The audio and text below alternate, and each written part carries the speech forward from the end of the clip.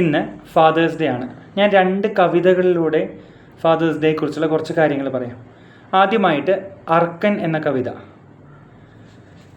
എരിയുന്ന സൂര്യബിംബത്തിൻ്റെ പ്രഭയിലേക്കൊരു മാത്ര നോക്കിയാ ബാലൻ, ഇനി വയ്യ ഇതു താങ്ങുവാനെന്ന മൊഴിയോടെ കാഴ്ച പിന്മാറ്റി. എരിയുന്ന സൂര്യബിംബത്തിൻ്റെ പ്രഭയിലേക്ക് ഒരു നിമിഷം നോക്കിയ ആ കുട്ടി ഇനി വയ്യ ഇത് താങ്ങുവാൻ ഇനി വയ്യ എന്ന് പറഞ്ഞിട്ട് കാഴ്ച മാറ്റി. ശശി തൻ്റെ അഴകില്ല, കുളിരില്ല, നിറമില്ല, നുരയുന്നൊരഗ്നി തൻ താപമോ ദുസ്സഹം. കാവ്യങ്ങൾ വർണ്ണിക്കും ചാരുത ഇതിനില്ല, സ്നേഹമാലിംഗനത്തിൻ്റെ കുളിരില്ല. അതായത് ശശി ചന്ദ്രബിംബത്തിൻ്റെ അഴകില്ല, അതിൻ്റെ കുളിർമയില്ല, അതിൻ്റെ നിറമില്ല. നുരയുന്ന അഗ്നിയുടെ, സൂര്യനിലുള്ള നുരയുന്ന അഗ്നിയുടെ താപമാണെങ്കിൽ ദുസ്സഹമാണ്. കാവ്യങ്ങൾ വർണ്ണിക്കുന്ന മനോഹരമായ ഒരു ചാരുത, ആ ഭംഗി ഈ സൂര്യബിംബത്തിനില്ല. സ്നേഹമാലിംഗനത്തിൻ്റെ കുളിരുമില്ല. ഓക്കെ, ഇനി വേണ്ടയർക്കനെ വെറുതെയായെന്തിനീ താപജാലത്തിൻ്റെ ചൂടേറ്റു പുളയുന്നു. ചന്ദ്രിക തന്നോടെ കുളിരൊന്നു മദീനി, ശീതള കോമള സ്പർശമോ സാന്ത്വനം. ഇനി വേണ്ട സൂര്യനെ, വെറുതെ എന്തിനാ ഈ താപം, ഈ ചൂടേറ്റ് എന്തിനാ പൊളയണത്? ചന്ദ്രൻ്റെ കുളിര് മദീനി, ശീതളവും കോമളവുമായ സ്പർശം, ചന്ദ്രൻ്റെ ശീതളവും കോമളവുമായ സ്പർശം സാന്ത്വനമാണ്. ഈ കാരണങ്ങൾ കൊണ്ട് സൂര്യൻ വേണ്ട, ചന്ദ്രൻ മതി എന്ന് പറഞ്ഞാൽ ചന്ദ്രൻ്റെ അടുത്തേക്ക് പോവാണ്. ഇതു ചൊല്ലി ആ ബാലനകമേക്കു നീങ്ങിയോ, വെയിൽ മാറി നിശയണയാൻ കൊതിയോടെ കാത്തുവോ. ഇത് പറഞ്ഞുകൊണ്ട് ബാലൻ ചന്ദ്രൻ്റെ അടുത്തേക്ക് നീങ്ങി. വെയിൽ മാറിയിട്ട് രാത്രിയായി. അങ്ങനെ ചന്ദ്രനെ കാണാൻ വേണ്ടി കൊതിയോടെ കാത്തിരുന്നു. ഇത് കേൾക്കുമ്പോൾ സൂര്യൻ എന്താ തോന്നുന്നത്? നെഞ്ചിലായി കത്തുന്നൊരഗ്നിയേക്കാളുപരി ഈ വാക്കിലരുണൻ്റെ ഹൃദയം തപിച്ചുവോ. സൂര്യൻ്റെ ഉള്ളിൽ തീ കത്തുകയാണ്. ആ നെഞ്ചിൽ കത്തുന്ന അഗ്നിയേക്കാളുപരി ഈ ബാലൻ്റെ വാക്കുകളാണ് സൂര്യനെ തപിപ്പിച്ചത്, വിഷമിപ്പിച്ചത്. സ്വയമുരുകി ഞാൻ തന്ന ജീവനാലല്ലയോ ബാലക നീ ഇന്നു ജീവിച്ചിടുന്നതും.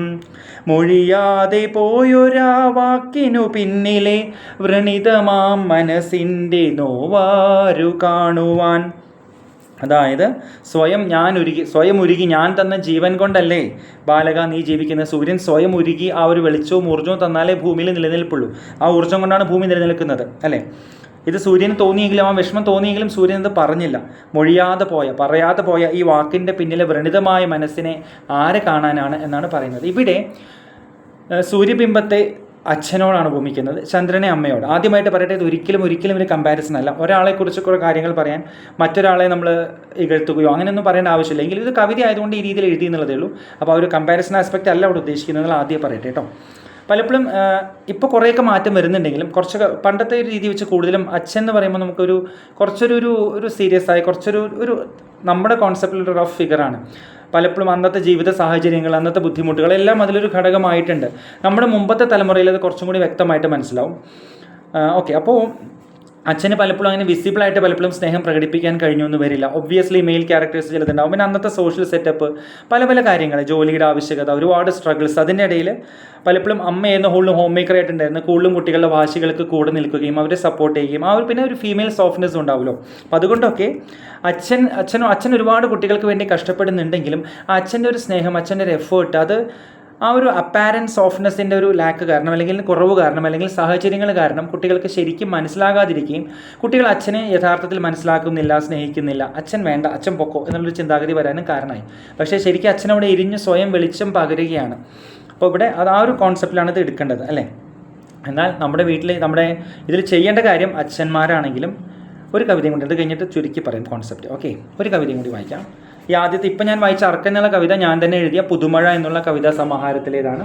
ഇനി അടുത്തതായിട്ട് ഞാൻ വായിക്കാൻ പോകുന്നത് ശ്രീ എടപ്പാൾ സുബ്രഹ്മണ്യൻ എഴുതിയ പഠിക്കാനുള്ള കവിതകൾ എന്ന പുസ്തകത്തിലെ അച്ഛനെവിടെ എന്നുള്ള കവിതയാണ്. കുട്ടിയെ പെട്ടെന്നുറക്കിയിടുവാൻ കുട്ടിയോടമ്മ കഥ പറഞ്ഞു. വിദ്യ നേടിയിടുവാൻ പോയ നാളിൽ ഉണ്ണിയെ പൂതം പിടിച്ച കഥ. ഉണ്ണിയെ കിട്ടാൻ നങ്ങേലിയമ്മ കണ്ണു പറിച്ചു കൊടുത്ത കഥ. നങ്ങേലിയമ്മയെ പറ്റിക്കുവാൻ പൂതം കാട്ടിയ ദുഷ്ടബുദ്ധി. നങ്ങേലിയമ്മ ശപിച്ചിടുവാൻ കൈകൾ ഉയർത്തി നിന്ന കഥ. തോറ്റുമടങ്ങി അടങ്ങി അന്ത്യം ഉണ്ണിയെ വിട്ടുകൊടുത്ത കഥ. അതായത് പൂതത്തിൻ്റെയും നങ്ങേലിയുടെയും പ്രശസ്തമായ കഥ. കഥയെല്ലാം കേട്ടുകഴിഞ്ഞിട്ടും എന്തേ കുട്ടി ഉറങ്ങാത്തു? അമ്മ കഥകൾ പറഞ്ഞു വീണ്ടും കുട്ടി ഉറങ്ങാതെ കേട്ടിരുന്നു. അങ്കണത്തൈമാവ് പൂത്തുനിന്നു, പൂങ്കുല ഉണ്ണി പറിച്ചെറിഞ്ഞു. അമ്മ വഴക്കു പറഞ്ഞ നേരം ഉണ്ണി പിണങ്ങിപ്പോയ കഥ. പ്രശസ്തമായ കവിത. അങ്കണത്തൈമാവിൽ നിന്ന് ആദ്യത്തെ പഴം വീഴുകയാണ്. മാമ്പഴം വീണപ്പോൾ ഉണ്ണിയില്ല, മണ്ണിൽ ഒളിച്ചു കിടപ്പാണത്രേ. നെഞ്ചു കലങ്ങി വിളിച്ചിട്ടും ഉണ്ണി എഴുന്നേറ്റു വന്നില്ലത്രേ. കഥ പറഞ്ഞ് അമ്മ കരഞ്ഞിട്ടും കുട്ടി ഉറങ്ങാതിരിപ്പാണ്. എന്തേ നീ ഇന്ന് ഉറങ്ങിടാത്തു? ചിന്തിച്ച കാര്യങ്ങൾ ചൊല്ലു കുഞ്ഞെ. ഈ കഥയൊക്കെ കേട്ടിട്ടും എന്താ നീ ഉറങ്ങാത്തേന്ന് ചോദിക്കുമ്പോൾ കുട്ടി പറയാണ്, 2 കഥകളും കേട്ടു അമ്മേ, രണ്ടിലും അച്ഛനെ കണ്ടതില്ല. ഇത് രണ്ടിലും അച്ഛനെ കണ്ടതില്ലാണ്. അപ്പോൾ കുട്ടികളുടെ കഥകളിലും കവിതകളിലും സ്നേഹത്തിൻ്റെ കാൽപ്പനികമായ വർണ്ണനകളിലും അതൊക്കെ യാഥാർത്ഥ്യം കിട്ടില്ല എന്ന് പറയില്ല. പലപ്പോഴും അച്ഛൻ എന്നുള്ള ഫിഗർ അത്രയ്ക്കും റെപ്രസെൻറ്റ് ചെയ്യപ്പെടുന്നില്ല. ആ ഒരു കാവ്യാത്മകമായ ആ ഒരു രീതിയിലുള്ളൊരു ഒരു ഒരു പിക്ചർ ആയിരുന്നില്ല, അല്ലെങ്കിൽ ഒരു പെരുമാറ്റമായിരുന്നില്ല പലപ്പോഴും അച്ഛന്മാരുടെ ഭാഗത്തു നിന്നുണ്ടായത്. പക്ഷേ ആ ഒരു റഫ്നെസ്സിൻ്റെ ആ ഒരു ഇതിൻ്റെ പുറകിലുള്ള ആ ഒരു സ്നേഹം, അങ്ങനെ ആവാനുള്ള സാഹചര്യങ്ങൾ, സോഷ്യൽ കണ്ടീഷനിങ്, അതൊക്കെ മനസ്സിലാക്കി അച്ഛൻ്റെ സ്നേഹം തിരിച്ചറിയുന്നവരാവാൻ നമുക്ക് എല്ലാവർക്കും കഴിയണം. പിന്നെ ഇന്നത്തെ കാലത്ത് ഈ സോഷ്യൽ റോൾസും ജെൻഡർ റോൾസൊക്കെ ഒരുപാട് മാറി വരുന്നുണ്ട്. അത് നല്ലൊരു കാര്യമാണ്. അതുകൊണ്ട് തന്നെ ഇന്നത്തെ കാലത്ത് ഇത് കുറച്ചും കൂടി ഇതിൻ്റെ ആപ്ലിക്കബിലിറ്റി കുറവാണ്. കഴിഞ്ഞ തലമുറയ്ക്കാണ് കൂടുതലായിട്ടത് മനസ്സിലായി കഴിയും. അതുപോലെ കുട്ടിയുടെ ഓർമ്മകളിലും കുട്ടികളുടെ കഥകളിലും എല്ലാം അച്ഛന്മാരും അമ്മമാരും ഉണ്ടാവണം. ഇന്ന് ഫാദേഴ്സ് ഡേ ഉണ്ട്, അച്ഛന്മാരുടെ കാര്യം പറയണം. നമ്മൾ കുട്ടികൾക്ക് വേണ്ടി എഫേർട്ട് എടുക്കുന്നു, അവർക്ക് വേണ്ടി സാമ്പത്തികമായിട്ടുള്ള കാര്യങ്ങൾ ചെയ്യുന്നു, എല്ലാ കാര്യങ്ങളും ചെയ്യുന്നു. പക്ഷേ അവരോടൊപ്പം അവർക്ക് വേണ്ട സമയത്ത് അവരോടൊപ്പം കൊച്ചു കൊച്ചു നിമിഷങ്ങളിൽ നമ്മൾ ഉണ്ടായിട്ടില്ലെങ്കിൽ അവരുടെ ഓർമ്മകളിൽ പലപ്പോഴും നമ്മൾ ഉണ്ടാവില്ല. എപ്പോഴോ ജോലിക്ക് പോയി എപ്പോഴോ തിരിച്ചു വരുന്ന ഒരു ആളായിട്ട് മാത്രമാകരുത്, അങ്ങനെ മാത്രമാകരുത് നമ്മുടെ കുട്ടികളുടെ ഓർമ്മകളിൽ നമ്മൾ അച്ഛന്മാരുണ്ടാവേണ്ടത്. കുട്ടിയുടെ കൂടെയുള്ള, കുട്ടിയുടെ ചെറിയ നിമിഷങ്ങളിൽ അവരോട് കൂടെയുള്ള, കുട്ടിയുടെ വിഷമങ്ങൾ മനസ്സിലാക്കുന്ന, കുട്ടിയുടെ വിശേഷങ്ങൾ കേൾക്കുന്ന, അവനെ ആശ്വസിപ്പിക്കുന്ന, അവന് കരുത്ത് കൊടുക്കുന്ന, അവനെ പ്രൊട്ടക്റ്റ് ചെയ്യുന്ന, അതേസമയം അവനെ എവിടെയും തളച്ചിടാതെ അവനിൽ വിശ്വസിക്കുകയും അവന് സ്വാതന്ത്ര്യം കൊടുക്കുകയും ചെയ്യുന്ന, ഇതെല്ലാം ചേർന്നൊരു ഫിഗർ ആവണം. ഒരു നല്ലൊരു ഫ്രണ്ട്ലി ആയിട്ടുള്ളൊരു നല്ല സുഹൃത്താവാനും കൂടി അച്ഛനായാലും അമ്മയ്ക്കായാലും, ഇപ്പോൾ ഇന്ന് അച്ഛനെക്കുറിച്ച് പറയുന്നു, കഴിയണം. അങ്ങനെ വരുമ്പോൾ കുട്ടിയുടെ ഓർമ്മകളിൽ നമ്മൾ എപ്പോഴും ഉണ്ടാവും. കഥകളിലും കവിതകളിലും ഓർമ്മകളിലും എല്ലാം നമ്മളുണ്ടാവും. അങ്ങനെ ആയിക്കഴിഞ്ഞാൽ ഒരിക്കലും ഒരു സൂര്യൻ്റെ ചൂടുള്ള രശ്മികൾ നൽകുന്ന സൂര്യൻ്റെ ഒരു പിക്ചർ ആയിരിക്കില്ല കുട്ടികളുടെ മനസ്സിൽ. ആ സൂര്യൻ്റെ ഇതും ചന്ദ്രൻ്റെ ഇതും കൂടി നമ്മൾ കമ്പൈൻ ചെയ്യണം അല്ലേ. ആ ഒരു ശീതളിമ, ആ ഒരു സോഫ്റ്റ്നെസ്, അതൊക്കെ നമ്മൾ ഉണ്ടാക്കാൻ ശ്രമിക്കണം. നമ്മൾ പ്രൊവൈഡറായിട്ട് നിൽക്കുന്നുണ്ട്, ഒരുപാട് ജോലി ചെയ്യുന്നുണ്ട്. അത് കുട്ടിക്ക് ചിലപ്പോൾ ആ പ്രായത്തിൽ പ്രത്യേകിച്ച് മനസ്സിലായിക്കൊള്ളണമെന്നില്ല. അവൻ്റെ ഓർമ്മകൾ അവൻ്റെ കൂടെ നമ്മൾ എപ്പോഴും ഉണ്ടാവണം. ഇപ്പോൾ ഇതിൻ്റെ ക്രക്സ് ഓഫ് അതിൻ്റെ പോയിൻ്റ് ഇതാണ്. ഫുൾ ടൈം ജോലിയിലും എഫേർട്ടിലും ബാക്കി കാര്യങ്ങളിൽ നിൽക്കാതെ നമ്മുടെ കുട്ടികളുടെ കൂടെ ഒരു സമയം ചിലവഴിക്കുക. അവർക്ക് ഏറ്റവും കൂടുതൽ വിവിഡായിട്ടുള്ള, ഏറ്റവും കൂടുതൽ ഡീപ്പായിട്ടുള്ള ഓർമ്മകൾ ഉണ്ടാക്കുന്ന അവരുടെ കുട്ടിക്കാലത്ത് അവരുടെ കൂടെ എന്നും നിൽക്കുക. നമ്മൾ ബാക്കി കാര്യങ്ങളൊന്നും ശ്രദ്ധിക്കണം എന്നല്ല, അത് ശ്രദ്ധിക്കണം. പക്ഷേ അതിൻ്റെ ഇടയിൽ ഈ ചെറിയ കാര്യം വിട്ടു പോകരുത്. നമ്മുടെ കുട്ടികളുടെ മനസ്സിൽ നമ്മൾ സൂര്യബിംബത്തെ പോലെ ആവരുത്. സൂര്യബിംബത്തെ പോലെ ആയാൽ ഒരു പക്ഷേ കുട്ടികൾ ആ പ്രായത്തിലെങ്കിലും ഞങ്ങൾക്ക് വേണ്ട എന്ന് പറഞ്ഞ് പേടിച്ച് മാറി ചന്ദ്രൻ്റെ അടുത്തേക്ക് മാത്രം പോകുന്നൊരവസ്ഥ ഉണ്ടാവും. അത് വേണ്ടല്ലോ. അച്ഛനും അമ്മേനെയും സ്നേഹിക്കട്ടെ കുട്ടികൾ.